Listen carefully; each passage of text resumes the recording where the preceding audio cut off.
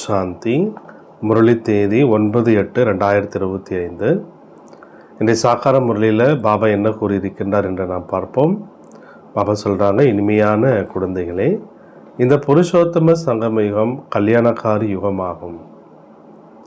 இப்போ எப்படிப்பட்ட யுகம் நடந்துகிட்ருக்கு? கல்யாணக்காரி யுகம். எல்லோருக்கும் நன்மை உருவாகக்கூடிய ஒரு டைம் இது. இந்த படிப்பின் மூலமாக நீங்கள் ஸ்ரீ கிருஷ்ணபுரிக்கு அதிபதியாக வேண்டியிருக்கின்றார் பாபா. இந்த படிப்பினால தான் நம்ம சொர்க்கத்திற்கு அதிபதியாக நாம் ஆக்கின்றோம். கேள்வி: பாபா தாய்மார்களின் மீது ஞான கலசத்தை ஏன் வைக்கிறாரு? எந்த ஒரு வழக்கம் பாரதத்தில் தான் நடப்பிருக்கிறது. எந்த ஒரு வழக்கம் இந்த பாரதத்தில் தான் நடக்கின்றது. பதில்: பவித்திரத்தாவினுடைய ராக்கி கட்டி அனைவரையும் பதித்த நிலையிலிருந்து தூய்மையாக ஆக்குவதற்காக பாபா தாய்மார்களின் மீது ஞான கலசத்தை வைக்கின்றார். ரக்ஷாபந்தனத்தின் வழக்கு கூட பாரதத்தில் தான் இருக்கின்றது. சகோதரி சகோதரனுக்கு ராக்கி கட்டுகின்றார். இது பவித்திரத்தாவினுடைய அடையாளன்றார் பாபா. பாபா கூறுகின்றார், குழந்தைகளே, நீங்கள் என் ஒருவனை நினைவு செய்தீர்கள் என்றால் பாவனமாகி பாவன உலகத்திற்கு நீங்கள் எஜமானராக நீங்கள் ஆகிவிடுவீர்கள். அப்போ அந்த ரக்ஷாபந்தனத்தினுடைய ஞாபகார்த்தம், எதனுடைய ஞாபகார்த்தம்? பாபா சொல்கிறார், தூய்மையினுடைய அடையாளம். சகோதரனுக்கு ராக்கி கட்டுறது கூட அந்த பவித்திரத்தாவினுடைய அடையாளம்ன்றார் பாபா.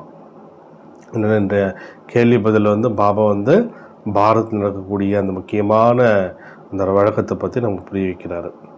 இந்த முரளின் பாடல், போலாநாத்தை போன்ற தனித்துவமானவர் இவர் யாருமே இல்லை. பாபாவை போன்ற உலகத்தில் யாருமே இல்லை. ஓம் சாந்தி. இது போலாநாத்தினுடைய மகிமையாகும். இவருக்கு அளிப்பவர் என்று கூறுகின்றார்கள்.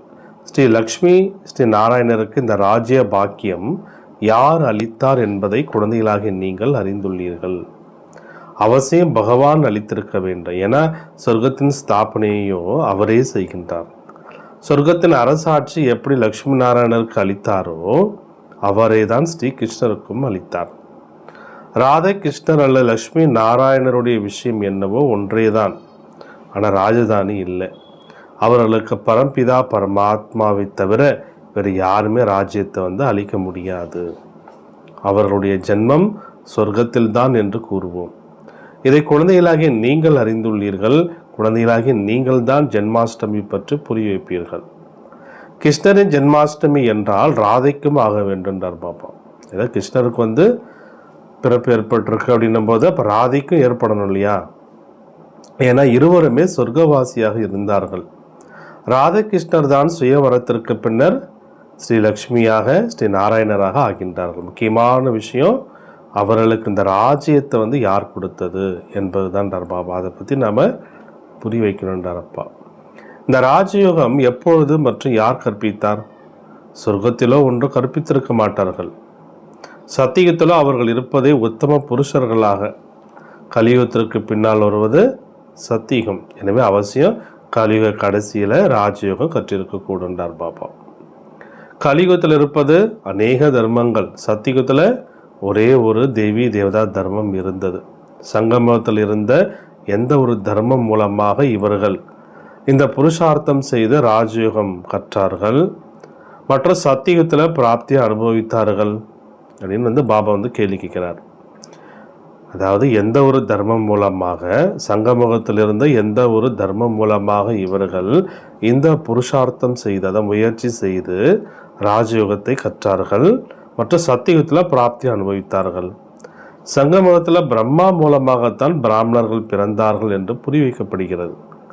படத்தில் கூட பிரம்மா மூலமாக கிருஷ்ணபுரியினுடைய ஸ்தாபனை என்று இருக்கு. விஷ்ணு அல்லது நாராயணபுரி என்று கூறினாலும் விஷயமும் ஒன்று தான். இந்த படிப்பின் மூலமாக மற்றும் பாவனமாவதால் நாம் கிருஷ்ணபுரியின் எஜமானர் ஆகிறோம் என்பதை இப்பொழுது நீங்கள் அறிந்துள்ளீர்கள். பகவான் கூறுகின்றார் அல்லவா, கிருஷ்ணருடைய ஆத்மாதான் அநேக பிறவிகளுடைய கடைசி பிறவில மீண்டும் இவராக ஆகிறார். யாராக? பிரம்மாவாக ஆகின்றார். 84 பிறவியில் எடுக்கின்றார் அல்லவா. இது 84வது பிறவி. இவருக்குத்தான் பின் பிரம்மா என்று பெயர் வைக்கின்றார். இல்லாவிட்டால் பின் பிரம்மா எங்கிருந்து வந்தார்? இறைவன் படைப்பை படைத்தார் என்றால் பிரம்மா விஷ்ணு சங்கர் எங்கிருந்து வந்தார்கள்? எப்படி படைத்தார்? அவர்கள் பிறப்பதற்காக என்ன சூமந்திரம் செய்தாரா என்ன அப்படின்னு பாபா வந்து கேட்குறாரு. அப்படி சூமந்திரம் பண்ணார்னா எல்லாம் பிரம்மா விஷ்ணு சங்கர் வந்துடுவாங்களா அப்படின்னு பாபா கேட்குறார். பாபா தான் அவர்களுடைய சரித்திரத்தை கூறுகின்றார். ஸ்வீகாரம் செய்யப்படும் பொழுது பெயர் மாறுகிறது என்றார். முதலில் பிரம்மா என்ற பெயரும் இருக்கவில்லை அல்லவா, அநேக பிறவைகளின் கடைசியில் என்று கூறுகின்றார்கள். எனவே அவசியம் பதித்தமான மனிதரானார். பிரம்மா எங்கிருந்து வந்தார் யாருக்குமே தெரியாது. அநேக பிறவைகளின் கடைசி பிறவி யாருடையது? அது லட்சுமி நாராயணன் தான். அநேக பிறவிகள் எடுத்த பிறகு பெயர், ரூபம், தேசம், காலம் மாறிக்கொண்டே செல்கின்றது. கிருஷ்ணனுடைய படத்தில் 84 பிறவிகளுடைய கதை தெளிவாக எழுதப்பட்டிருக்கு. ஜென்மாஷ்டமியின் பொழுது கிருஷ்ணருடைய படங்கள் கூட நிறைய விற்பனை ஆகி கொண்டிருக்கக்கூடும். ஏன்னா கிருஷ்ணருடைய கோவிலுக்கோ எல்லோரும் செல்வார்கள் அல்லவா. ராதகிருஷ்ணரின் இளவரசன் இளவரசி தான் லக்ஷ்மி நாராயணர், மகாராஜா மகாராணி ஆகின்றார்கள். அவர்கள் தான் 84 பிறவிகள் எடுத்தார்கள். பின் கடைசி பிறவியில் பிரம்மா சரஸ்வதி ஆனார்கள். அநேக பிறவிகளின் கடைசியில் பாபா பிரவேசம் செய்தார். மேலும் இவருக்குத்தான் நீங்கள் உங்கள் ஜென்மங்களை பற்றி அறியாமல் உள்ளீர்கள் என்று கூறுகிறார். யாருக்கு? பிரம்மா பாபாவிற்கு. நீங்கள் முதல் பிறவியில் லக்ஷ்மி நாராயணராக இருந்தீர்கள், பிறகு இந்த பிறவி எடுத்தீர்கள். அவர்கள் அர்ஜுனன் என்ற பெயர் கூறிவிட்டுள்ளார்கள். எங்க சாஸ்திரங்கள்ல அர்ஜுனர் அல்ல, பிரம்மாவின் வாழ்க்கை சரித்திர வேண்டும் அல்லவா. ஆனால் பிரம்மா மற்றும் பிராமணர்களுடைய வர்ணனை எங்குமே இல்லை. இந்த விஷயங்களை பாபா தான் வந்து புரிய வைக்கிறார். எல்லா குழந்தைகளும் கேட்பார்கள், பிறகு குழந்தைகள் மற்றவர்களுக்கு புரிய வைப்பார்கள். கதை கேட்டு பிறகு மற்றவர்களுக்கு கூறுவார்கள். நீங்களும் கேட்கின்றீர்கள் மற்றும் கூறுகின்றீர்கள். இது புருஷோத்தம சங்கமயுகம், லீப் யுகமாகும், எக்ஸ்ட்ரா யுகமாகும். இந்த சங்கமயுகத்தின் பண்டிகை தான் ஒவ்வொரு வருடமும் கொண்டாடுகின்றார்கள். இந்த புருஷோத்தம சங்கமயுகம் பற்றி யாருக்குமே தெரியாது. இந்த சங்கமயுகத்தில் தான் பாபா வந்து பவித்திரமாக ஆவதற்கான உறுதி எடுக்குமாறு சேவிக்கின்றார். ரக்ஷாபந்தனத்தின் வழக்கு கூட பாரதத்தில் தான் இருக்கின்றது. சகோதரி சகோதரனுக்கு ராக்கி கட்டுகின்றார். ஆனால் அந்த குமாரி கூட பின் அப்பவித்திரமாக ஆகிவிடுகின்றார். இப்பொழுது பாபா தாய்மார்களாகிய உங்கள் மீது ஞான கலசத்தை வைத்துள்ளார். அந்த பிரம்மா குமாரிகள் பவித்திரத்தாவின் உறுதி எடுக்குமாறு செய்விக்க ராக்கி கட்டுகின்றார்கள். பாபா கூறுகின்றார், என் ஒருவனை நினைவு செய்தீர்கள் என்றால் நீங்கள் பாவனமாகி பாவன உலகிற்கு எஜமானராக நீங்கள் ஆகிவிடுவீர்கள். மற்றபடி எந்த ஒரு ராக்கியும் நீங்கள் கட்ட வேண்டிய அவசியம் இல்லை. இது புரிய வைக்கப்படுகிறது. எப்படி சாது சந்நியாசிகள் தானம் வேண்டுகின்றார்கள். ஒரு சிலர் கூறுகின்றார்கள் கோபத்தினுடைய தானம் கொடுங்கள். ஒரு சிலர் கூறுகின்றார்கள் வெங்காயம் சாப்பிடாதீர்கள். சுயம் யார் சாப்பிடுவதில்லையோ அவர்கள் தானம் பெற்று கொண்டே இருப்பார்கள். இவை எல்லாவற்றையும் விட உயர்ந்த உறுதியை எல்லையில்லாத பாபா நம்மை எடுக்குமாறு சேவிக்கின்றார். நீங்கள் பாவனமாக ஆக வேண்டும் என்று விரும்புகின்றீர்கள் என்றால் பதித்த பாவன தந்தையை நினைவு செய்யுங்கள். துவாபரயுகம் முதல் கொண்டு நீங்கள் பதித்தமாக ஆகிக்கொண்டே வந்துள்ளீர்கள். இப்பொழுது முழு உலகமும் தூய்மையானதாக ஆக வேண்டும். அதை பாபா தான் அமைக்க முடியும். அனைவருக்கும் கதி சத்கதி தாதா என்று எந்த ஒரு மனிதனும் ஆக முடியாது. பாபா தான் பாவனம் ஆவதற்கான உறுதிமொழியை நம்மிடம் வாங்குகின்றார். பாரதம் தூய்மையான சொர்க்கமாக இருந்ததல்லவா. பதித்த பாவனர் அந்த பரம்பிதா பரமாத்மா தான் ஆவார். கிருஷ்ணரை பதித்த பாவனர் என்று கூற மாட்டார்கள். அவருக்கு பிறவி ஏற்படுகிறது. தாய் தந்தை கூட காண்பிக்கின்றார்கள். யார்? கிருஷ்ணருக்கு. ஒரே ஒரு சிவனுக்கு மட்டுமே அலௌகிக ஜென்மமாகும். அவர் சுயம் தானே வந்து நான் சாதாரண சரீரத்தில் பிரவேசம் செய்கிறேன் என்று தன்னுடைய அறிமுகத்தை அளிக்கின்றார். சரீரத்தின் ஆதாரம் அவசியம் எடுக்க வேண்டியிருக்கு. இப்போ கடவுள் இந்த பூமிக்கு வரணுன்னாலும் அப்போ நிச்சயமாக அவரும் சரீரத்தை எடுத்தாக வேண்டியிருக்கு. சரீரத்தினுடைய ஆதாரம் அவசியம் அவருக்கும் வேணுன்றார் பாபா. நான் ஞானக்கடல் பதித்த பாவனர் ராஜயோகத்தை கற்பிப்பவன் ஆவேன். பாபா தான் சொர்க்கத்தினுடைய படைப்பு கர்த்தா ஆவார். மேலும் நரகத்தினுடைய விநாசமும் அவர் தான் செய்விக்கின்றார். சொர்க்கம் இருக்கும் பொழுது நரகம் இல்லை. இப்போது முழுமையாக பயங்கரமான நரகமாகும். முற்றிலுமே தமோ பிரதான நரகமாகும். நரகமாகும் பொழுதுதான் பாபா வந்து சதோ பிரதான சொர்க்கத்தை ஸ்தாபனை செய்கிறார். எப்போ பாபா வர வேண்டியிருக்கு? முற்றிலுமே தமோ பிரதானமான நரகமாக ஆகும் பொழுது தான் நான் சதோ பிரதான சொர்க்கத்தை ஸ்தாபனை பண்ணுறேன்டார் பாபா. 100% பதித்த நிலையிலிருந்து 100% பாவனமாக ஆக்குகின்றார். முதல் பிறவி அவசியம் சதோ பிரதானமானதாகத்தான் கிடைக்கும். குழந்தைகள் சிந்தனக்கடலை கடைந்து சொற்பொழிவாற்ற வேண்டும். புரிய வைத்தல் என்பது ஒவ்வொருவருடையதும் தனித்தனியாக இருக்கும். பாபா கூட இன்று ஒரு விஷயம், நாளை பின் மற்றொரு விஷயம் புரிய வைப்பார். ஒரே மாதிரி விளக்க உரையோ இருக்க முடியாது. உதாரணமாக டேப் ஒளிநாடா மூலம் மிக சரியாக ஒருவர் கேட்டாலும் கூட மறுபடியும் அவ்வாறு மிக சரியாக கூற முடியாது. அவசியம் வித்தியாசம் இருக்குன்றார். பாபா என்ன சொல்கிறாரோ அவை முழுவதும் நாடகத்தில் பொறிந்திருக்கிறது என்பதை நீங்கள் அறிவீர்கள். வார்த்தைக்கு வார்த்தை முந்தைய கல்பத்தில் என்ன கூறினாரோ அதையே மீண்டும் இன்று கூறுகிறார். இது ரெக்கார்டு நிரம்பி இருக்கின்றது. சுயம் பகவான் கூறுகிறார், நான் 5000 வருடங்களுக்கு முன்பு வார்த்தைக்கு வார்த்தை என்ன கூறினேனோ அதையே கூறுகின்றேன். இது ஷூட் செய்யப்பட்ட ட்ராமா ஆகும். இதில் சிறிதளவு கூட வித்தியாசம் என்பது ஏற்பட முடியாது. இவ்வளோ சிறிய ஆத்மாவிற்குள் ரெக்கார்டு நிரம்பி இருக்கின்றார் பாபா. இப்போ கிருஷ்ண ஜென்மாஷ்டமி எப்பொழுது ஆகியிருக்கு என்பதையும் குழந்தைகள் புரிந்துள்ளார்கள். இன்றிலிருந்து 5000 வருடங்களுக்கு ஒரு சில நாட்கள் குறைவு என்று கூறுவார்கள். ஏன்னா இப்போது படித்து கொண்டிருக்கின்றோம். புது உலகத்தினுடைய ஸ்தாபனை ஆகி கொண்டிருக்கின்றது. குழந்தைகளின் இதயத்தில் எவ்வளோ குஷி இருக்குது. கிருஷ்ணருடைய ஆத்மா 84 பிறவினுடைய சக்கரம் சுற்றியுள்ளார் என்பதை நீங்கள் அறிந்துள்ளீர்கள். இப்போ மீண்டும் கிருஷ்ணர் என்ற பெயர் ரூபத்தில் வந்து கொண்டிருக்கின்றார். பழைய உலகத்தை எட்டி உதைத்து கொண்டிருக்கின்றார் என்ற படத்தில் காண்பித்திருக்கின்றார்கள். புது உலகம் கையில் இருக்கு, இப்போது படித்து கொண்டிருக்கின்றார். எனவே ஸ்ரீகிருஷ்ணர் வந்து கொண்டிருக்கின்றார் என்று கூறப்படுகின்றது. அவசியம் பாபா அநேக பிறவிகளின் கடைசியில் தான் கற்பிப்பார். இந்த படிப்பு முடிந்தவுடன் கிருஷ்ணர் பிறவி எடுப்பார். மற்றபடி கற்பிப்பதற்கு சிறிது காலமே மீதி இருக்கு. அவசியம் அநேக தர்மங்களுடைய விநாசமான பிறகு கிருஷ்ணருடைய பிறவி ஆகியிருக்கக்கூடும். அதுவும் ஒரு கிருஷ்ணரோ மட்டுமல்ல, முழு கிருஷ்ணபுரி இருக்கின்றார் பாபா. இந்த பிராமணர்கள் தான் மீண்டும் இந்த ராஜயோகத்தை கற்று தேவதா பதவியை அடைவார்கள். தேவதைகள் ஆவதை ஞானத்தின் மூலமாக. பாபா மனிதனை தேவதையாக கல்வியின் மூலம் ஆக்குகின்றார். இது பாடசாலையாகும். இதில் எல்லாவற்றையும் விட அதிக நேரம் பிடிக்கின்றது. படிப்போ சுலபமானது. மற்றது யோகத்தில் உழைப்பு இருக்கின்றார் பாபா. கிருஷ்ணனுடைய ஆத்மா இப்பொழுது பரம்பிதா பரமாத்மா மூலமாக ராஜயோகம் கற்றுக்கொண்டிருக்கின்றார் என்று நீங்கள் சொல்லலாம். சிவபாபா பிரம்மா மூலமாக ஆத்மாக்களாகிய நமக்கு கற்பித்து கொண்டிருக்கின்றார். விஷ்ணுபுரியினுடைய ராஜ்யத்தை அளிப்பதற்காக நாம் பிரஜாபிதா பிரம்மாவின் குழந்தைகள், பிராமணர் பிராமணிகள் ஆவோம்.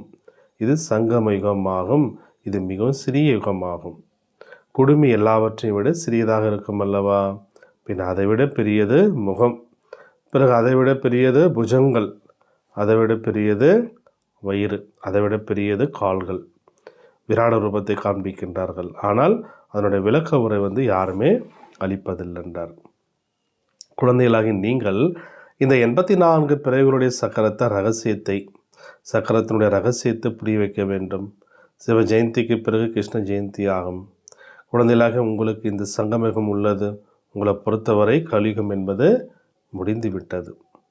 பாபா சொல்கிறாரு, இனிமையான குழந்தைகளே, இப்போது உங்களை சுகதாமம் சாந்தி தாமம் அழைத்து செல்வதற்காக நான் வந்திருக்கேன். நீங்கள் சுகதாமத்தில் வசிப்பவர்களாக இருந்தீர்கள், பின் துக்கதாமத்தில் வந்தீர்கள். பாபா இந்த பழைய உலகத்தில் வாருங்கள் என்று கூப்பிடுகின்றீர்கள். உங்களுடைய உலகமோ இல்லை. இப்போ நீங்கள் என்ன செய்து கொண்டிருக்கின்றீர்கள்? யோக பலத்தினாலே உங்களுடைய உலகத்தை ஸ்தாபனை செய்து கொண்டிருக்கின்றீர்கள். அகிம்சா பரமோ தேவி தேவதா என்று கூறப்படுகின்றது. நீங்கள் எவருக்கும் இம்சை கொடுக்காதவர்களாக ஆக வேண்டும். காமவாலயம் செலுத்தக்கூடாது. சண்டை சச்சரவுகள் கூட நீங்கள் செய்யக்கூடாது. அந்த அளவுக்கு அகிம்சையான ஆத்மாக்களாக ஆக வேண்டும் அப்படின்றார். நான் ஒவ்வொரு 5000 வருடங்களுக்கு பின்னரும் வருகின்றேன் என்று பாபா கூறுகின்றார். லட்சக்கணக்கான வருடங்களினுடைய விஷயமே அல்ல. யஜ்ஞம், தவம், தான, புண்ணியம் ஆகியவை செய்து நீங்கள் கீழே இறங்கியே வந்துள்ளீர்கள் என்று பாபா கூறுகின்றார். ஞானத்தினால்தான் சத்கதி கிடைக்கின்றது. மனிதர்களோ கும்பகர்ண உறக்கத்தில் உறங்கி உள்ளார்கள், விழித்து கொள்வதே இல்லை. எனவே பாபா சொல்கிறாரு, நான் கல்பமாக வருகின்றேன், எனக்கு நாடகத்தில் பாகம் இருக்குது, பாகமின்றி நான் கூட எதுவுமே செய்ய முடியாது, நான் கூட ட்ராமாவுடைய பந்தனத்தில் இருக்கேன், மிக சரியான நேரப்படி வருகின்றேன், நாடகத்தின் திட்டப்படி நான் குழந்தைகளாக உங்களை திரும்ப அழைத்து செல்கின்றேன், இப்போ மன்மனாபவ என்று கூறுகின்றேன். ஆனால் இதனுடைய பொருளை கூட யாரும் அறியாமல் இருக்கின்றார்கள்.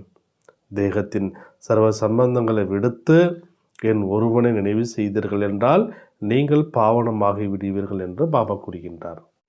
தந்தையை நினைவு செய்வதற்காக குழந்தைகள் உழைத்து கொண்டே இருக்கின்றார்கள். இது ஈஸ்வரிய விஸ்வவித்யாலயம் ஆகும். முழு உலகிற்கு சத்கதி அளிக்கக்கூடிய வேறு எந்த ஈஸ்வரிய விஸ்வவித்யாலயமும் இருக்க முடியாது. இந்த ஈஸ்வரிய விஸ்வவித்யாலயத்தின் மூலமாக தான் முழு உலகிற்கு சத்கதி கிடைக்கின்றன. மற்றபடி உலகத்தில் எவ்வளோ வித்யாலயங்கள் இருக்குது, அதன் மூலமாக யாருக்கும் சத்கதி என்பது கொடுக்க முடியாது. சுயம் இறைவனாகிய தந்தை வந்து முழு உலகத்தை மாற்றி விடுகின்றார், நரகத்தை சொர்க்கமாக ஆக்குகின்றார். அங்கு பின் நீங்கள் ஆட்சி புரிகின்றீர்கள். சிவனுக்கு பபுல்நாத் என்றும் கூறுகின்றார்கள். பாம்பேயில் இருக்கும் இந்த டெம்பிள். பபுல்நாத்னா என்ன அர்த்தம்? முட்களை மலர்களாக மாற்றக்கூடியவர் அப்படின்னு அர்த்தம். ஏன்னா அவர் வந்து உங்களை காம வாளிலிருந்து விடுவித்து பாவனமாக ஆக்குகின்றார். பக்தி மார்க்கத்திலும் நிறைய வெளிப்பகட்டு இருக்கின்றார். இங்கு அமைதியாக நினைவு செய்ய வேண்டும். அவர்கள் அநேக விதமான அடையுகம் ஆகியவை செய்கின்றார்கள். அவர்களுடைய துறவர மார்க்கமே தனியாகும். அவர்கள் பிரம்மத்தை நம்புகின்றார்கள். பிரம்ம யோகி தத்துவ யோகி ஆவார்கள். அதுவோ ஆத்மாக்கள் வசிக்கூடிய இடம்ன்றார் பாபா. அது பிரம்மாண்டம் என்று கூறப்படுகின்றது. அவர்கள் பின் பிரம்மத்தை பகவான் என்று நினைத்து கொண்டு விடுகின்றார்கள். அதில் கலந்து போய் விடுவோம் என்று பிரம்மத்தையே கடவுள் நினச்சிக்கிட்டு அதில் போய் நம்ம ஐக்கியமாயிடுவோம், கலந்து போயிடுவோம் அப்படின்னு நினைக்கிறாங்க. அதாவது ஆத்மாவை அழியக்கூடியதாக ஆக்கி விடுகின்றார்கள். நான் தான் வந்து அனைவருக்கும் சத்கதி செய்கின்றேன் என்று பாபா கூறுகின்றார். ஸ்ரீபாபா தான் அனைவருக்கும் சத்கதி அளிக்கின்றார். எனவே அவர் வைரம் போன்றவர் ஆவார். பின் உங்களை சத்தியுகத்திற்கு அழைத்து செல்கின்றார். உங்களுக்கும் இது வைரம் போன்ற பிறவியாகும். பின் தங்க யுகத்தில் வருகின்றீர்கள். இந்த ஞானத்தை உங்களுக்கு பாபா தான் படிப்பிக்கின்றார். இதன் மூலம் நீங்கள் தேவதை ஆகின்றீர்கள். பின் இந்த ஞானம் மறைந்து போய்விடுகின்றது. இந்த லக்ஷ்மி நாராயணருக்கு கூட படைப்பவர் மற்றும் படைப்பினுடைய ஞானம் இல்லை. நல்லது. இனிமேல் இனிமையான செல்ல குழந்தைகளுக்கு தாய் தந்தை பாப்ததாவின் அன்பு நினைவுகள் மற்றும் காலை வணக்கம். ஆன்மீக குழந்தைகளுக்கு ஆன்மீக தந்தை நமஸ்காரம். ஆன்மீக தந்தைக்கு ஆன்மீக குழந்தைகளின் நமஸ்காரம். தாரணைக்கான முக்கிய சாரம். ஃபர்ஸ்ட் பாயிண்ட், இந்த பழைய உலகத்தில் இருந்து கொண்டே டபுள் அகிம்சாவாதி ஆகி யோக பலத்தினால் தங்களுடைய புது உலகை ஸ்தாபனை செய்ய வேண்டும். தங்கள் வாழ்க்கையை வைரம் போன்று நீங்கள் ஆக்க வேண்டும். பழைய உலகத்தில் இருந்துக்கிட்டே பாபா என்ன ஆகணும்னு சொல்கிறார்? டபுள் அகிம்சாவாதி. டபுள் அகிம்சனுடைய விளக்கம் பாபா என்ன சொல்கிறாரு? ஒன்று காமம், காமத்தில் வந்து இம்சை செய்வது. இன்னொன்று கோபத்தில் வந்து சண்டை சச்சரவுகள் மூலமாக இம்சை செய்வது. இந்த ரெண்டு விதமான இம்சைகள் இல்லாமல் டபுள் அகிம்சாவாதிகளாக ஆக வேண்டும் அப்படின்றார். யோக பலத்தினால தங்களுடைய புது உலகை ஸ்தாபனை செய்யணும். தங்களுடைய வாழ்க்கையை வந்து வைரம் போன்று நீங்கள் ஆக்கிக்கொள்ள வேண்டும் அப்படின்றார் பாபா. எப்படி வைரம் போன்று ஆக்கிக்கொள்வது, அதை பற்றி நீங்கள் சிந்தனை பண்ணுங்க. செகண்ட் பாயிண்ட், பாபா கூறுவதை பற்றி ஞான மரணம் செய்து மற்றவர்களுக்கு நீங்கள் சொல்ல வேண்டும். பாபா கூறுவதை பற்றி ஞான மரணம் செய்து மற்றவர்களுக்கு சொல்லணும். இந்த கல்வி முடிந்தவுடன் நாங்கள் கிருஷ்ணபுரி செல்வம் என்ற போதை எப்பயுமே இருக்கணுன்றார் பாபா. இப்படி பிரம்மா பாபா பார்த்தீங்கன்னா அந்த ஒரு போதிலே இருந்தார் இல்லையா, நான் போய்ட்டு ஸ்ரீ கிருஷ்ணரை ஜென்மம் எடுக்க போகிறேன் அப்படின்ற அந்த போதிலே பாபா இருந்தாங்க. அது மாதிரி பாபா என்ன சொல்கிறாருன்னா, இந்த படிப்பு முடிஞ்ச உடனே நான் கிருஷ்ணபுரிக்கு சொர்க்கத்தில் இப்போ நான் ஜென்மம் எடுக்க போகிறேன், அந்த மாதிரி நான் கிருஷ்ணபுரி செல்வேன் என்ற அந்த போதை வந்து எப்பயுமே இருக்கணுன்றார் பாபா. வரதானத்தில் அப்பௌத்திரத்தாவின் பெயர் அடையாளத்தை கூட சமாப்தி செய்து புனிதமானவர் என்ற பட்டத்தை பெறக்கூடிய தூய அன்னப்பறவை ஆகுக. பாபா நமக்கு என்ன வரம் கொடுக்குறாரு? அப்பவித்திரத்தாவின் பெயர் அடையாளத்தை கூட அழித்து விட்டு புனிதமானவர் என்ற பட்டத்தை பெறக்கூடிய தூய்மையான அன்னப்பறவை ஆகுக. விளக்கம், எவ்வாறு அன்னம் ஒரு பொழுதும் கல்லை கிரகிப்பதில்லை, ரத்தினங்களை கிரகிக்கின்றதோ அதுபோல தூய அன்னப்பறவையாக இருப்பவர்கள் ஒரு பொழுதும் அவகுணத்தை, அதாவது கல்லை தாரணை செய்ய மாட்டார்கள். அவர்கள் வீணானவை மற்றும் சக்திசாலியானவற்றை பிரித்து வீணானவற்றை விற்று விடுகின்றார்கள். சக்திசாலியானதை தனதாக ஆக்கிக் கொள்கின்றார்கள். அப்பேற்பட்ட தூய அன்னப்பறவை தான் பவித்திரமான சுத்த ஆத்மாக்கள் ஆவார்கள் அப்படின்றார் பாபா. நல்லது மட்டுமே நம்ம எடுத்துக்கணுன்றார் பாபா. வீணானதால் விட்டுடணும். அவருடைய ஆகாரம், நடத்தை போன்ற அனைத்தும் சுத்தமாக ஆகிவிடுகின்றது. எப்பொழுது அசுத்தம், அதாவது அப்பவித்திரத்தாவினுடைய பெயர் அடையாளம் கூட சமாப்தி ஆகிவிடுகின்றதோ அப்பொழுதே எதிர்காலத்தில் புனிதமானவர் என்ற பட்டம் கிடைக்கின்றது. ஆகினால ஒரு பொழுதும் தவறுதலாக கூட யாருடைய அவகுணத்தை நீங்கள் தாரணை செய்ய வேண்டான்றார் பாபா. ஸ்லோகனில் பாபா என்ன சொல்கிறாங்கன்னா, யார் பழைய சுபாவ சமஸ்காரத்தின் வம்சத்தையும் தியாகம் செய்கின்றார்களோ அவர்களே சர்வம்ச தியாகி ஆவார்கள் என்றார். யார் பழைய சுபாவ சமஸ்காரத்தினுடைய வம்சத்தையும் தியாகம் செய்கின்றார்களோ அவர்களே சர்வம்ச தியாகி ஆவார்கள். அவைத்த சமிங்கை சகஜ யோகி ஆக வேண்டும் என்றால் பரமாத்மா அன்பினுடைய அனுபவி ஆகுங்கள். எந்த ஒரு காரியம் செய்தாலும் பாபா நினைவில் லவ்லீன் ஆகியிருங்கள். எந்த ஒரு விஷயத்தின் விஸ்தாரத்தில் செல்லாமல் விஸ்தாரத்திற்கு முற்றுப்புள்ளி வைத்து புள்ளியில் கரைத்து விடுங்கள்ன்றார் பாபா. புள்ளி ஆகிடுங்க, புள்ளி வைத்து விடுங்கள். அப்பொழுது முழு விஸ்தாரமும் முழு வலையும் ஒரு நொடியில் கரைந்து விடும் மற்றும் சமயம் சேமிப்பாகிவிடும். உழைப்பிலிருந்து விடுபட்டு விடுவீர்கள். புள்ளியாகி புள்ளியில் லவ்லீன் ஆகிவிடுவீர்கள். ஓம் சாந்தி.